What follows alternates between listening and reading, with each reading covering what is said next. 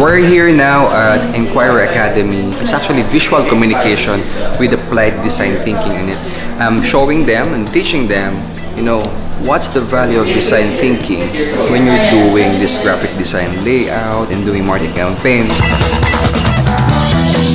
Right now, as you see in the background, they're doing the HMW.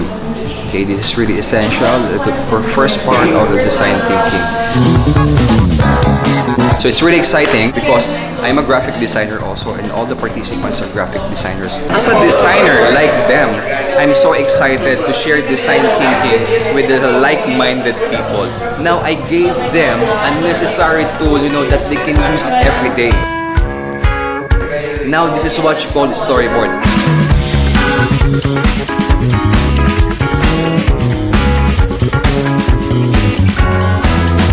We're in the ideation part. We do so much doodling now. All their ideas has been turned into visuals. I want you to tour around in this room right now.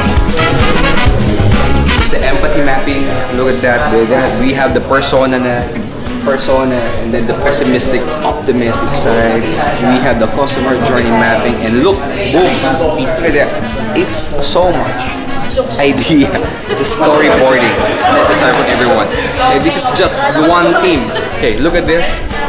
This is the Ocho Loco. That is so amazing. I like all the idea. It's massive.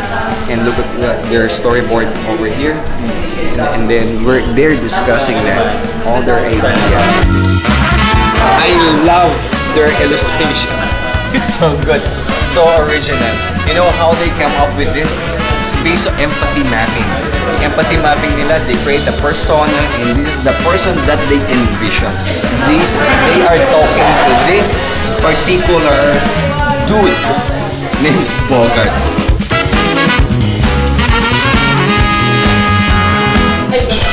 They're doing the storyboarding now. We're just gonna stick in and see what's happening inside. This is quiet brainstorming.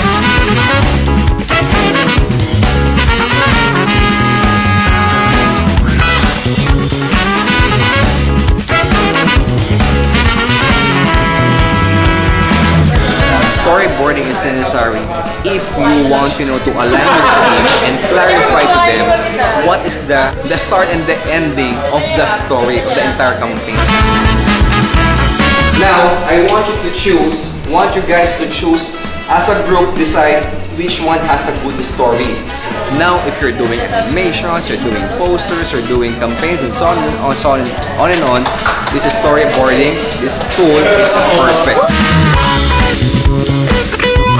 So I'm excited to see you in the next workshop. See you business workshop!